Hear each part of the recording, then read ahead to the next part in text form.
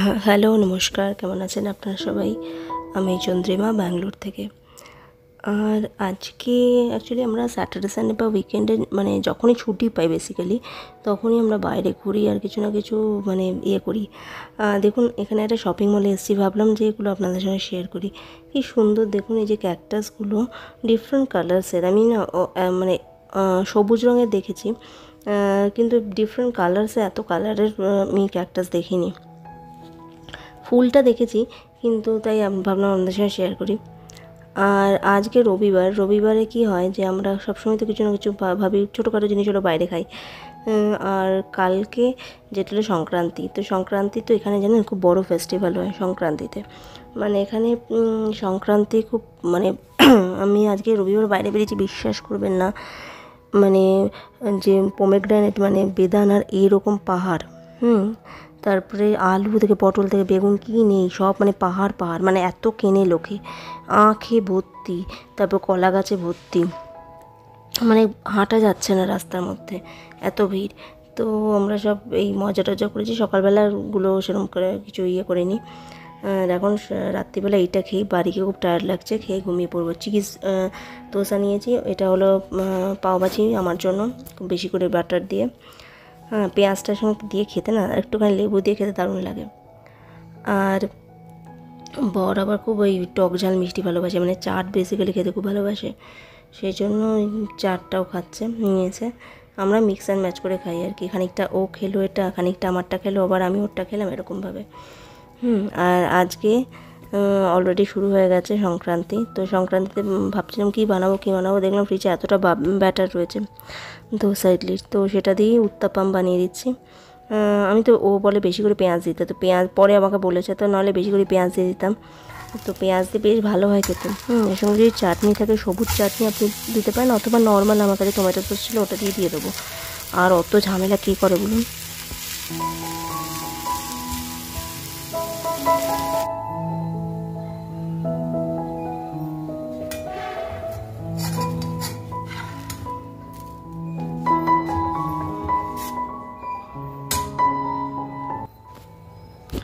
তো চলুন দিয়ে আসি আমি খাবারটা, দিয়ে আমাদেরও সেম জিনিসই বানিয়ে নেবো। অবশ্য আমি সকালে ভাত খেয়েছি, ভাত ডাল, কারণ ভেতো বাঙালি বা ভাত ছাড়া আমাদের জীবন মানে অসম্পূর্ণ। আর সবচেয়ে বড় কথা, আমার তো গ্যাস্ট্রিকের প্রবলেম আছে, যদি ভাত না খাই না গ্যাস অ্যাসিডিটি হয়ে যায়, ইভেন ইডলি ফিডলি গেলেও অ্যাসিডিটি হয় আমার।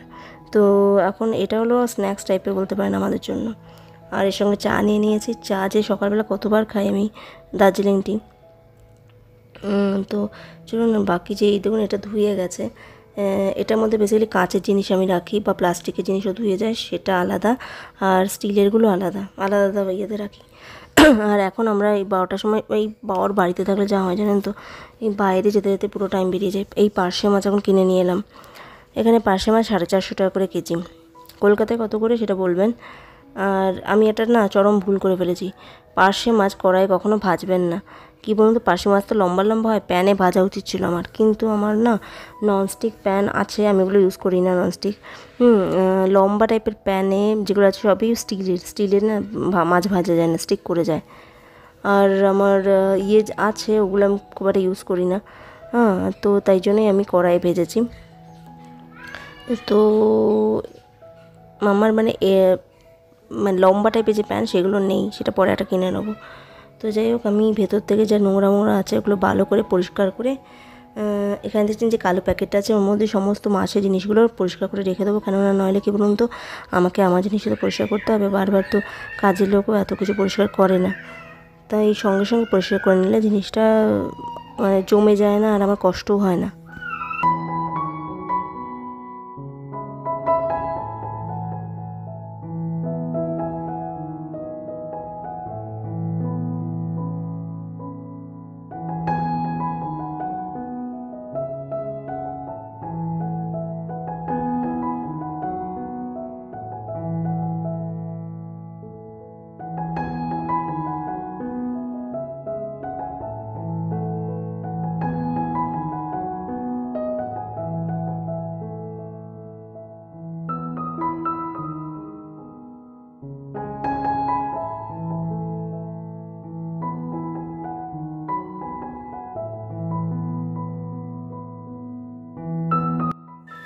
14 বার হাত ধুতে ধুতে আমার অবস্থা খারাপ হয়ে যায়। দিনে অন্তত 30 থেকে 40 বার হাত তো ধুয়েই যাই। আর সঙ্গে সঙ্গে না আমি নিভিয়া ক্রিম ইউজ করি, নইলে মাস্টার্ড অয়েল আর সর্ষের তেল সঙ্গে সঙ্গে হাতে বুলিয়ে নিই, সুতরাং হাত একদম নরম তুলতুলে থাকে। তো এখানে আমি যে দোকানটা থেকে নিই সেটারই দাম বলছি। এখানে ইলিশ মাছের দাম 1,500 টাকা করে পার কেজি। আর চিংড়ি মাছও এনেছি একটু আর চুনো মাছ আনার ইচ্ছা ছিল কিন্তু আনিনি। চিংড়ি মাছ 450 টাকা করে কেজি। আর দেখুন পেছনে একজন নাচছে, দেখছেন? ক্যামেরা পেলেই শুরু হয়ে গেল। আর কিছু না, নিজে পড়া টড়া ছেড়ে উঠে ডান্স করা শুরু করে দেবে। আর বড়রা শুধু রান্নাঘরে ঘুরঘুর করে, মানে কি নতুন নতুন বানাচ্ছি। ও অ্যাকচুয়ালি না খুব ভালোবাসে খেতে, নিত্য নতুন জিনিস আর কি। কিন্তু আমি না অত খাবার মানে বানাই, কত আর বানাবো বলুন? সারাদিন রান্নাঘরেই কেটে যায়। রান্নাঘরে 3 বার করে পরিষ্কার করি, তাও যেন কাজ আর শেষ হয় না। আর একার পক্ষে আর সম্ভব হয় না। দেখুন সব কিছু এত কিছু করে সব পসিবল হয় না একদম নিট অ্যান্ড ক্লিন রাখা। আর এখানের ফ্লোরগুলো দেখেছেন তো কীরকম সাদা, সুতরাং এদার থেকে ওদার হলে আমি আবার মুছে দিই। জল পড়লে দেখা যায় না, স্লিপ করে যায়, সেটা মানে পা দিয়ে বেঁধিয়ে আমি যে পাপোশগুলো থাকে মুছে দিই। এইভাবে করতে করতেই একা সংসারে কীভাবে যে মানে ম্যানেজ করি সেটা, মানে এখানে জানেন সবারই প্রায় কাজের লোক তো আছে, রান্নার লোকও আছে। হ্যাঁ, ঘরে বসে থাকে কিন্তু রান্নার লোক আছে। তো আমি তো রান্নার লোক রাখিনি। এক্সট্রা যদি কিছু কাজ থাকে আমি পারি না যখন, তখনই কাজের লোককে দিয়ে করাই। আদারওয়াইজ আমি অকারণে অত অর্থ ব্যয় করা পছন্দ করি না। আমি জানি হেল্প নেওয়া বাইরের প্রয়োজন আছে, কিন্তু তার সঙ্গে ইনকামটাও তো জরুরি বলুন। এখানে দুজনে ইনকাম করে, এখানে আমিও ইনকাম করি, কিন্তু সেই ইনকাম আমি সংসারে দিই না, মানে আমি নিজের মতো করে খরচা করি। বরই পুরো সংসার চালায়, একার উপরে সংসার চালানো এখানে টু ডিফিকাল্ট। মানে এখানে বাড়ি ভাড়া থেকে শুরু করে অটো ভাড়া, মানে public transport is so expensive. Bus আছে কিন্তু বাসগুলো রেয়ারলি কেউ ইউজ করে, আর সব জায়গায় বাস অ্যাভেলেবেলও নয়। তো এখানে পেট্রোলের দামও প্রচণ্ড সব জায়গায়। তো তাই যাই হোক, এখানে এই জন্য দুজন, এখানে সবাই মানে 80% লোক স্বামী স্ত্রী সকালবেলায় বেরিয়ে যায় কাজ করে। তো আমিও আমি তো বাচ্চাকে যেতে পারবো না, এখানে প্রত্যেকেরই কিছু কেউ না কেউ মানে কাজের লোক, রান্নার লোক, তারপরে বাচ্চা দেখার লোক আছে, অথবা দাদু ঠাকমা অথবা দিদিমারা এসে কাজ করে। সে আমার তো কেউই সম্ভব হবে না সেসব। তো সেই জন্য আমি আমার যা চাকরি বাকরি সব ছেড়ে দিয়েছিলাম, ঘর থেকে যা ইনকাম করি এবং বাচ্চাকেও দেখি, এটাই আমার প্রায়োরিটি। আর আমি ইউটিউব চেষ্টা করছি, জানি না ইউটিউবে কিছু হবে কি না, তাও চেষ্টা করছি যা ঘরের যে কাজকর্ম দেখাতে। যদি আপনাদের ভালো লাগে, আপনাদের সাপোর্ট পাই, হয়তো আগে এগিয়েও যেতে পারি, জানি না, ভগবান কী চায়। আর বর বলল ডাল আছে, ভাত আছে, আর আজকে যেহেতু সংক্রান্তি তো মিষ্টি তো বানাতেই হবে। আমি আগে থেকে নাড়ু করে রেখেছিলাম 3-4 দিন আগে। এত সুন্দর করে নাড়ুটা হয়েছে না, 3-4 দিন বাদে সুন্দর পাক দিচ্ছে। আমি কি মন্দ শুকনো করে বানাই না, একটু ভালো গদা গদা করে বানাই, ওটা রসটা চেটে যায় এবং 3-4 দিন বাদে আপনি সুন্দর পাক দিতে পারবেন অ্যাকর্ডিং টু ইয়োর টাইমিংস। মানে তো আমি এখানে এই মাছটা বানিয়ে নিচ্ছি একটু রসুন ফোড়ন দিয়ে, কালো জিরে দিয়ে, সুন্দর করে সর্ষে বাটা দিয়ে, যেরকম করে বানায় আর কি, টমেটো দিয়ে, উপরে কাঁচা লঙ্কা, একটু তেল, মানে সর্ষের তেল। আর দেখুন আমি বর তো খানিকটা হেল্প করে দিয়েছে, পুরো নাড়ুগুলো 1-2 বাক্সে রেখে দিয়েছি। এখন ওর যেটা ফেভারিট সেটা হলো বকুল পিঠে, হ্যাঁ সেইটা বানাচ্ছি। তো এটা খুবই টেস্টি হয়। সেটা আপনারা সবাই জানেন কীভাবে বকুল পিঠে বানাতে হয়। এটা বেশি বানাইনি, অল্পই কিছু বানিয়ে নিচ্ছি। অলরেডি 2:30 বেজে গেছে জানেন। আর আমার আজকে ইচ্ছা আছে হলো বানানোর, কী বলে,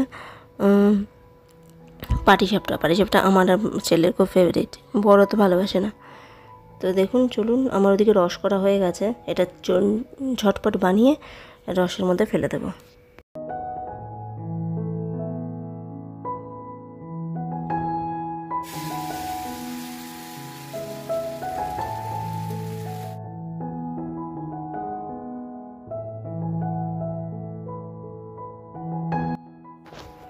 আর আপনাদের মধ্যে কে কে পিঠে খেতে ভালোবাসেন না সেটা বলবেন। পিঠে তো সবারই ভালো লাগে। পিঠে মনে হয় মানে বলেন আমাদের বাঙালিদের পিঠে একটা দারুণ ব্যাপার সত্যি। এই সংক্রান্তির দিন জানেন, শুধু আমাদের বাঙালিদের নয়, আমি দেখি এখানে যত আছে মানে পাঞ্জাবি, উড়িয়া, তামিল, তেলেগু সবাই এই দিন সংক্রান্তির দিন মানে বেশ একটা ওদের তো ফেস্টিভ্যালই, তার উপরে গুড় দিয়ে ওরা কোনো না কোনো মিষ্টি বানায় প্রত্যেকটা জায়গাতেই। সুতরাং এটা শুধু আমাদের বাংলা নয়, পুরো ভারতবর্ষব্যাপী এই মানে এই কী বলবো, ফেস্টিভ্যালটা পালন করা হয়। আর খুব ভালো হয়, এক একজন এক একভাবে বানায়। তো যাই হোক, আমারগুলো বানানো হয়ে গেছে। দেখুন, ভিডিওটা ভালো লাগলে সাবস্ক্রাইব করবেন, লাইক করবেন, শেয়ার করবেন। ছোটো মধ্যে ভিডিও বানালাম, এরকম চেষ্টা করি আমি কিছু না কিছু বানানোর। আপনার যদি ভালো লাগে, নেক্সট ভিডিও আবার বানাবো। আপনাদের একটা লাইক, একটা সাবস্ক্রাইব আমাকে নেক্সট ভিডিও বানানোর মোটিভেশন দেবে। আর রোজকার মানে ব্যাঙ্গালোরে থাকি, রোজকার জীবন আপনাদের সাথে শেয়ার করছি। তো চলুন, আজকের মতো ভিডিওটা শেষ করছি। দেখা হবে নেক্সট ভিডিওতে। ততদিন আপনারা নিজেদের খুব ভালো করে খেয়াল রাখবেন, যত্ন নেবেন। Tata, bye bye.